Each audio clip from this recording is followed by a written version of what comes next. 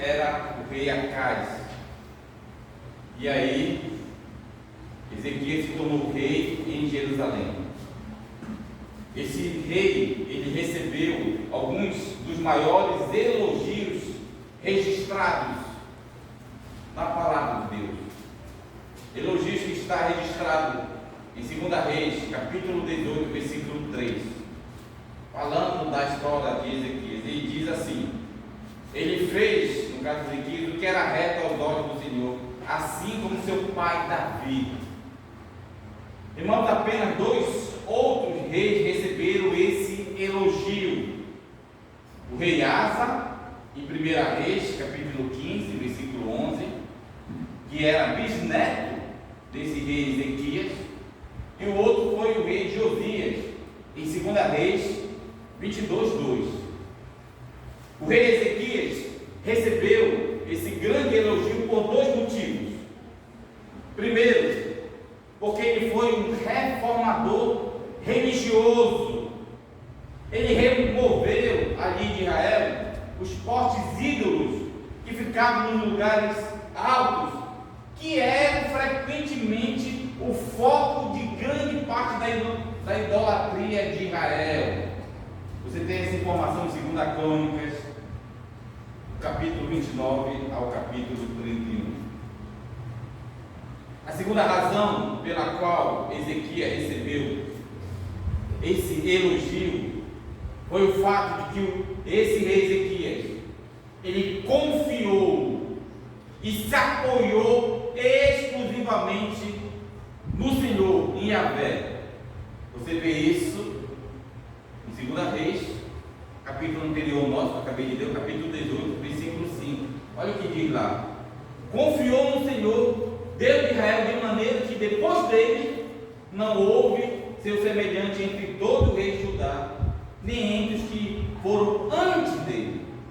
Ele confiou, bem diferente do seu pai Acais, que procurou auxílio em outras nações. Ezequias, diferente, confiou e se apoiou exclusivamente no Senhor.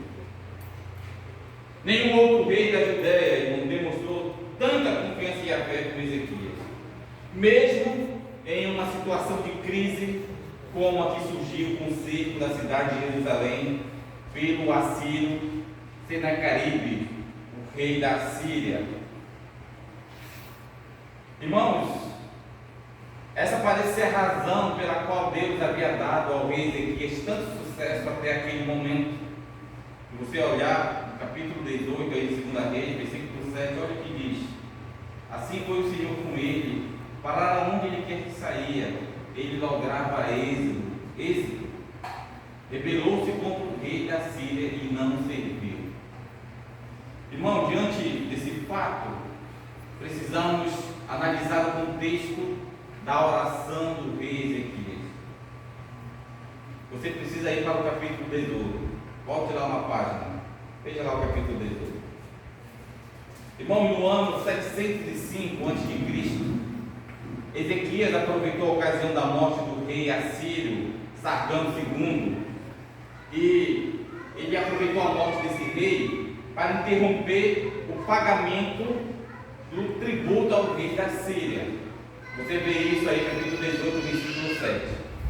O rei Ezequias, então, nesse período da morte do rei Sargão II, ele nesse período recapturou cidades que tinham sido perdidas pelos vários filisteus e para os assírios. E Ezequias retomou essa cidade. Você vê isso, capítulo 18, versículo 8 de 2 Reis. Mas Ezequias sabia muito bem que a Síria não ia deixar tudo isso barato. Haveria retaliação, com toda certeza. Por isso que o rei Ezequias empenhou-se junto com o seu povo para fazer fortes edificações. Ele se empenhou para fabricar armas, construir estábulos, armazém na cidade. Você vê isso em 2 Crônicas, capítulo 32, versículo 28 ao versículo 30. Você tem lá essa informação. Também, algo significativo foi a construção do muro, um muro largo fora da cidade. Você vê isso também em 2 Crônica, que é o texto paralelo, capítulo 32, versículo 5. Esse muro era um muro maciço, que media até 7 metros de largura. Nessa época, o rei Senaqueribe, ele subiu ao trono assírio no ano de 705 a.C. E ele governou esse rei até o ano 681 a.C. Senaqueribe, ele decidiu acabar com a rebelião da Judéia. E o que é que ele fez? Ele reuniu seu exército, marchou para Jerusalém no ano 701 a.C. para enfrentar o rei Ezequias. E no seu caminho para Jerusalém, Senaqueribe primeiro lidou com a cidade de Tiro, forçando seu rei a fugir para a ilha de Chipre. E em seguida, esse conquistador assírio tomou a cidade de Asdod, deportando assim o seu rei para a Síria. E finalmente, Senaqueribe sitiou Laquis, que é a segunda maior cidade de Judá.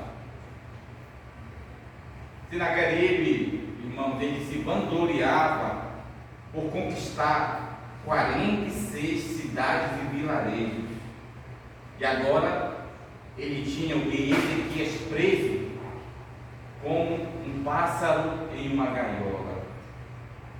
A essa altura, Senaqueribe estava apenas 30 quilômetros ao sudoeste de Jerusalém, bem pertinho.